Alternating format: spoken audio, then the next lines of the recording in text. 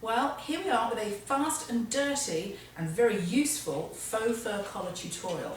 This is what we're going to end up with. I'm going to show you how to cut it, how to put it together, and then you end up with something like this.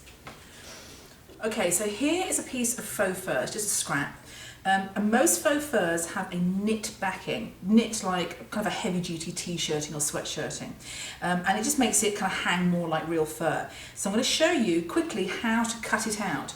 You do not want to cut it out like a normal piece of fabric where you just put the scissors in and off you go. You need to be a little bit careful. And what I'm going to do is cut out two squares for you, one the normal way and one the proper way for faux fur. So you'll see the difference.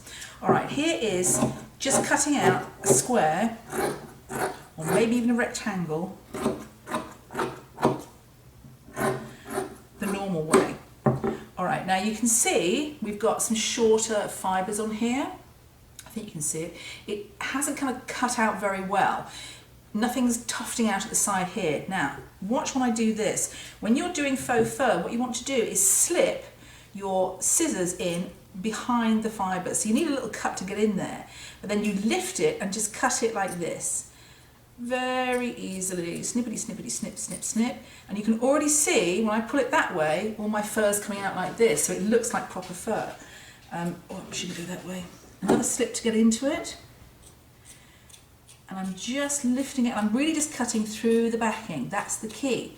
That's your trick to getting a good cut. Now, see the difference here, where all this is coming out the side? Makes it look a lot more natural than just this, where it's just kind of, in fact, you can't really see that there. See what I mean?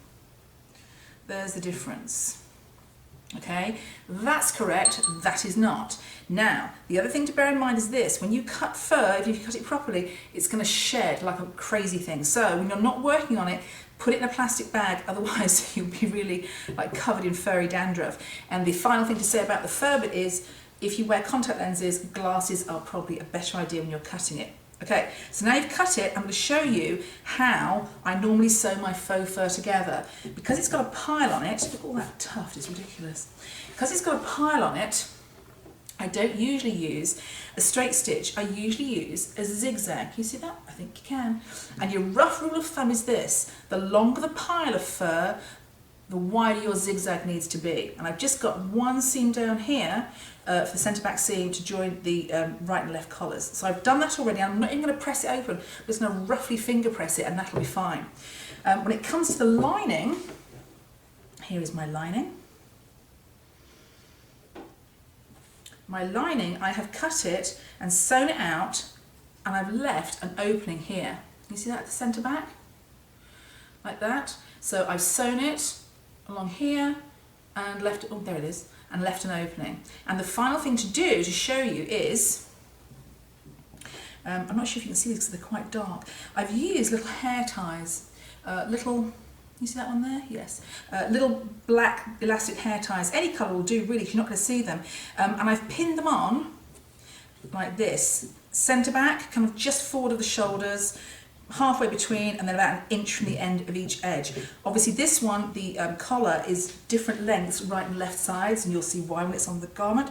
But these are going to be stitched in when I join the fur to the lining, and of course we turn it out through here. So now I've cut it and prepared it, I'm going to go and make it, and then I'll show you how it looks.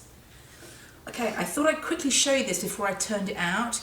You can see I've just zigzagged it along the edge, and I've tucked in as best I can as much of the pile as possible. So it doesn't look particularly gorgeous here, but when you turn it out, which I've turned out this side here, here is what you get. Ooh, lovely. I've got my little elastic loops here to button onto the garment. And the other thing I didn't mention to you is this: when you're cutting faux fur, the pile usually needs to go down or even down and out. So make sure that it's done like that, otherwise it looks really, really weird. And when you cut them, when you cut your pieces, make sure you cut them individually. So the left side and then the right side. Don't try and cut them as a pair. That's it, that's how you cut it, that's how you make it. Now we'll look and see what it looks like on a garment. So now I've put my lovely faux fur collar onto the neckline, and I've actually just pinned it on because I haven't decided on my buttons yet. But basically this is what it looks like. You end up with this loop in here, you put a button there, and that's it. It makes it completely detachable, which of course for laundering is very, very important. And also if you just want to wear a garment without a faux fur collar when the weather gets warmer. So that's it, quick and dirty faux fur collar tutorial.